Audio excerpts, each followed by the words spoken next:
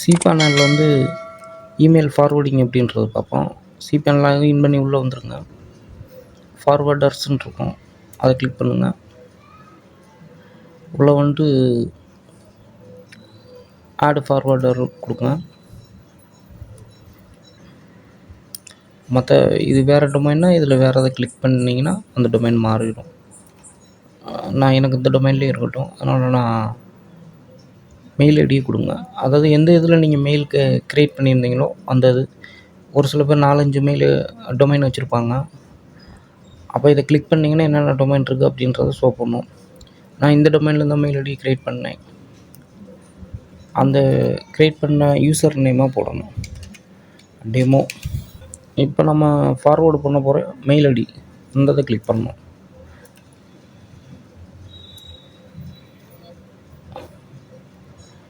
இப்போ இந்த mail ID தான் நான் ஃபார்வேர்டு பண்ண போகிறேன். இங்கே அதாவது இந்த ஜிமெயிலுக்கு வரணும்.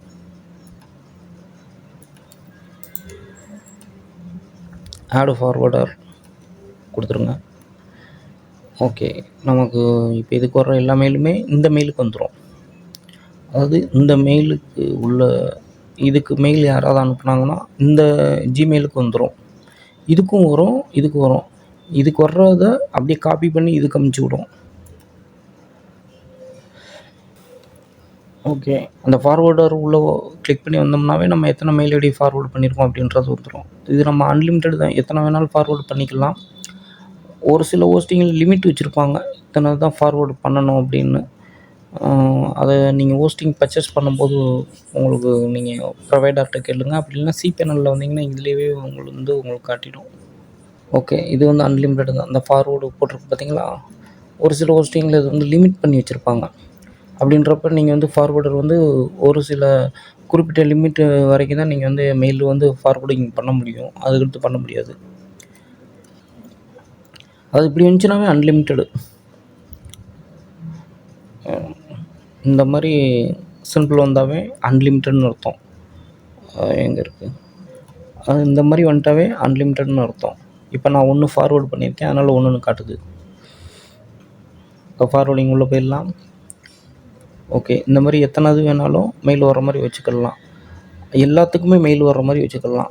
இப்போ இன்னொரு ஜிமெயில் அக்கௌண்ட்டுக்கும் இதுக்கு ஒரு இதுக்கு மெயில் பண்ணால் எல்லாத்துக்கும் மெயில் வர்ற மாதிரியும் நம்ம ஆட் பண்ணிக்கலாம். இதில் போய்ட்டு மறுபடியும் அதே இது கொடுத்தீங்கன்னா இங்கே கீழே நிறையா அதாவது என்னென்ன நீங்கள் கொடுக்குறீங்களோ எல்லா மெயில் ஐடி இங்கே வந்துடும். இந்த ஒரு இதுக்கு மெயில் அனுப்பினோம்னா நீங்கள் இங்கே எத்தனை தான் ஆட் பண்ணி வச்சுருக்கீங்களோ அது எல்லாத்துக்குமே மெயில் காப்பியாகி வரும். இப்போ நம்ம செக் பண்ணி பார்க்கலாம். இப்போ ஃபஸ்ட்டு நம்ம மெயில் இதுக்குள்ளே போயிடலாம். இமெயிலை ஓப்பன் பண்ணிக்கலாம். இமெயில் அக்கௌண்ட்டை கிளிக் பண்ணி உள்ளே வந்துடுங்க. இப்போ வந்து நான் டெமோ இது பண்ணிட்டு உள்ளே வந்துடுறேன். இப்போ நமக்கு மெயில் செக் பண்ணி பார்க்கலாம். எந்த இதில் ஓப்பன் பண்ணோன்னு கேட்குது, இதை கிளிக் பண்ணிடுங்க.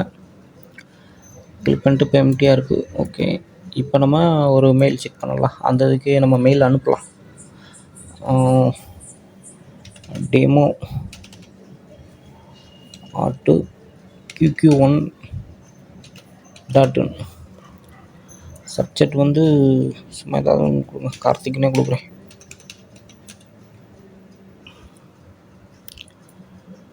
இது வந்து ஃப்ரீயில் இருக்கனால வருது. நான் வந்து ப்ரோட்டானில் மெயில் யூஸ் பண்ணியிருக்கேன். நீங்கள் ஜிமெயிலேருந்து அனுப்பும்போது இந்த இதெல்லாம் வராது. இது கண்டிப்பாக கொடுத்தாகணும். இது கொடுத்தா தான் மெயில் போகும், அதனால் நான் கொடுக்குறேன். சப்ஜெக்ட் கீழே நீங்கள் என்ன வேணுமோ கொடுத்துக்கலாம். முன்னாடி என்ன வேணுமோ கொடுத்துக்கலாம். ஐ ஆம்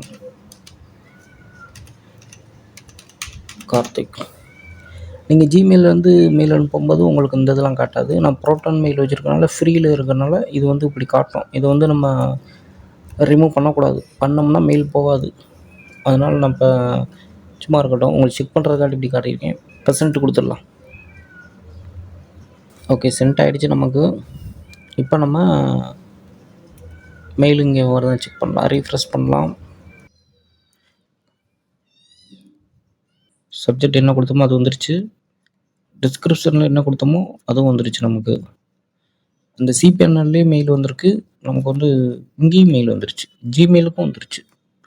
அதை அப்படியே இங்கே காப்பி பண்ணி விட்ருவோம், அவ்வளோதான். இப்போ நம்ம உள்ளே போய் பார்க்கலாம். கார்த்திக் இது நம்ம அனுப்பிவிட்ட டிஸ்கிரிப்ஷனில் உள்ள என்ன டைப் பண்ணி அனுப்பிச்சுட்டோமோ அந்த இது வந்துருச்சு.